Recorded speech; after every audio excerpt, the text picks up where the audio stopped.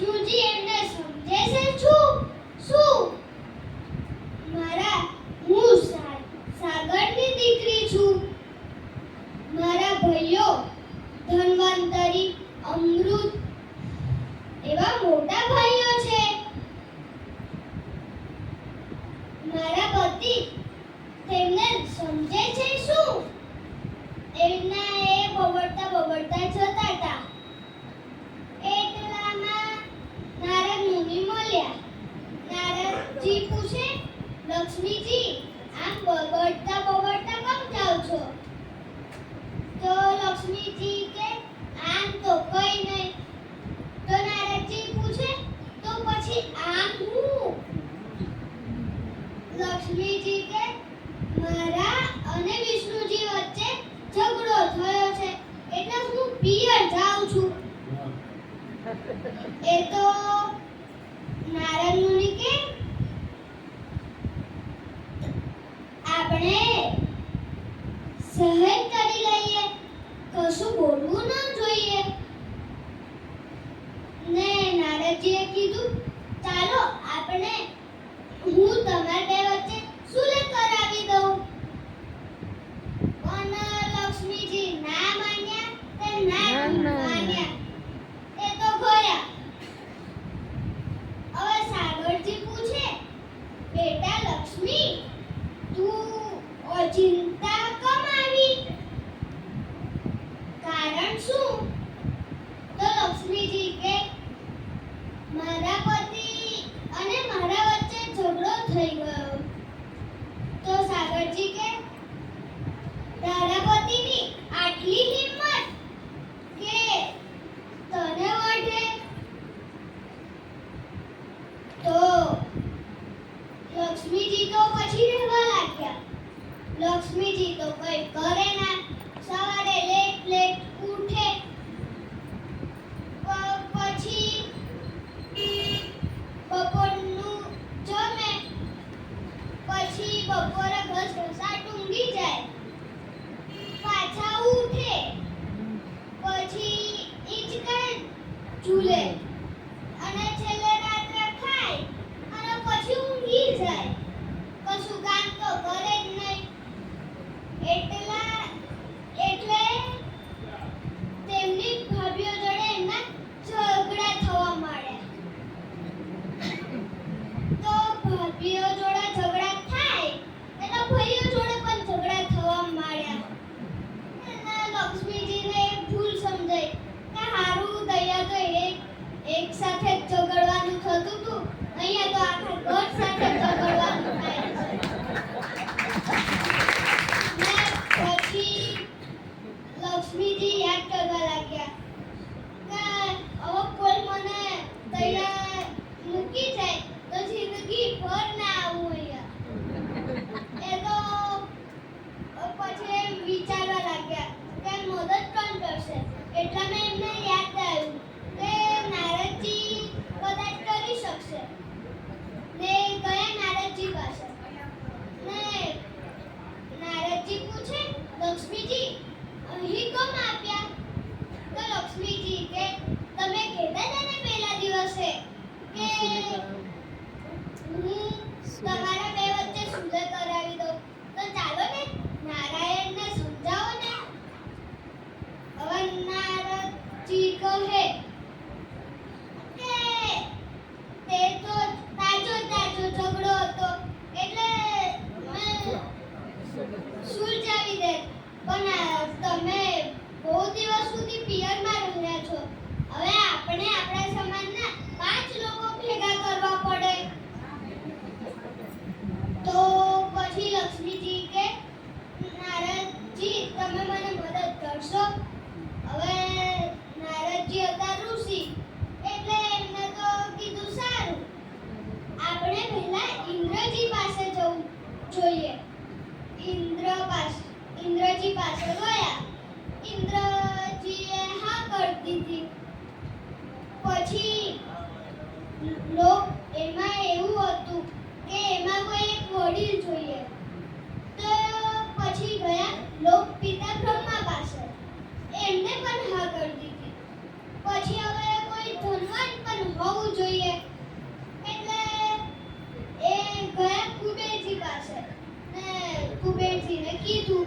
કુબેરજી બંને તૈયાર થઈ ગયા ને એ કહે જો લક્ષ્મીજી અને વિષ્ણુજી વચ્ચે સુલેહ થતું હોય તો લાઈને હું જાઉં. હવે લક્ષ્મીજી પૂછે કે હવે પાંચમું કોણ? તો નારદજી કહે હવે જો ભોળેનાથ થઈ જાય તો 5 લોકો પૂરા થઈ જાય. એટલે એ તો બધા ગયા કૈલાસ અને શિવજી એ તો દૂર આવતા આવતા જ જોઈ લીધેલું કે એમને લાગ્યું એ મનમાં વિચારવા લાગ્યા કે હારું આ દેવો સુખ હોય તાર તો આવે જ ના, દુઃખ હોય તારે જ આવે. જરૂર કઈ થયું છે. એટલે પછી બધાને આવકાર આપ્યો અને કહે કમાવાનું થયું. તો પછી નારદજીએ કીધું વિષ્ણુજી અને લક્ષ્મીજી વચ્ચે ઝઘડો થઈ ગયો છે એટલે તમે જો આવો તો પંચદેવ પૂરા થાય અને આપણે બધા જઈ સમજાવીએ. ભોળેનાથે પછી હાથ તો કરી દીધી ને પછી ચાલુ કર્યું આ વિષ્ણુ સમજે છે શું? હું મારા ઘરમાં નીચે બેસું છું અને પાર્વતીજીને આસન પર બેસાડું છું. પછી તો મહાદેવજી ચાલવા લાગ્યા. બધા દેવો 19-20 તાતરા ઉતર્યા. એટલામાં પાર્વતી માતાએ બૂમ પાડી ભોળેનાથ કે બાજુ? ભોળેનાથ કે લક્ષ્મીજી અને વિષ્ણુજી વચ્ચે માંદું છે એને સુલઝાવા જાઉં છું. તો પછી પાર્વતીજી કે પહેલા તમે આપણા ઘરનું કરો.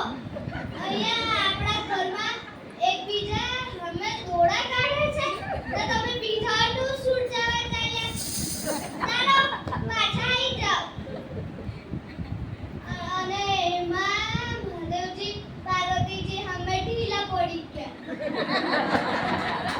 પછી ભોળેનાથજી તો ઢીલા અવાજે લક્ષ્મીજીની માફી માંગી. હવે બ્રહ્માજી કે જો શિવજી ના આવે તો હું પણ ના આવું. ને પછી ઇન્દ્રજી કે હવે શિવજી અને ઇન્દ્રજી ના આવે, બ્રહ્માજી ના આવે તો મારથી પણ ના જવાય. કુબેરજી તો મનમાં ને મનમાં વિચાર્યું કે આમાં કઈ પડવા જેવું નથી, ચાલો જતા જ કરીએ. એવું કરીને બધા છૂટા પડી ગયા ને બાકી રહી ગયા નારદજી. નારદજી કે લક્ષ્મીજી મુસીબતમાં સગા સંબંધીઓનો સાથ લેવાય જ ના. એમ કરતા તમે ભોળેનાથની સાધના કરો. તમે ખરગોશ જંગલમાં જઈને ભોળેનાથની તપસ્યા કરો. પાર્થિવ શિવલિંગની પૂજા કર્યો ને પછી લક્ષ્મીજી તો ગયા. એમને શ્રાવણ માસ આખો પાર્થિવ શિવલિંગની પૂજા કરી. ભોળેનાથ પ્રસન્ન થઈ ગયા.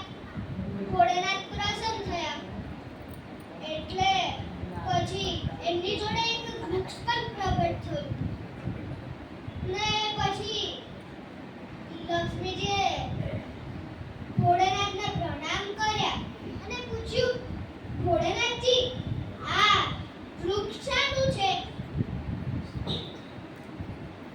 તો પછી ભોળેનાથજી કે આ વૃક્ષ તમારી સાધનાથી ઉત્પન્ન થયું છે તો આનું નામ હશે શ્રી વૃક્ષ. પણ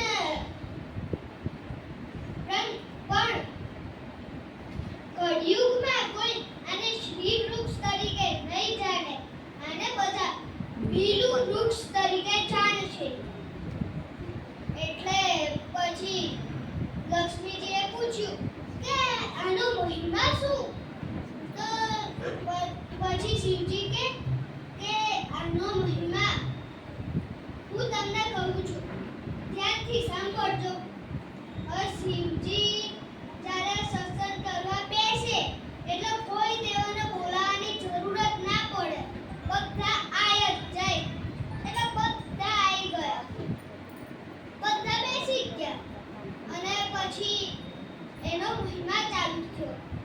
શિવજી કહે, આ વૃક્ષના પાન બધા જ દેવો છે અને મૂળ બધા તીર્થધામો છે. જે કોઈ આની પ્રદક્ષિણા કે પૂજા અર્ચના કાં તો તેના નીચે બેસી અનુષ્ઠાન કરશે તેના પર મારી કૃપા વરસી રહેશે. અને જે આ શ્રાવણ માસ છે, આ માસમાં જે કોઈ મને બિલપત્ર ચઢાવશે એના પર હું હંમેશા પ્રસન્ન રહીશ.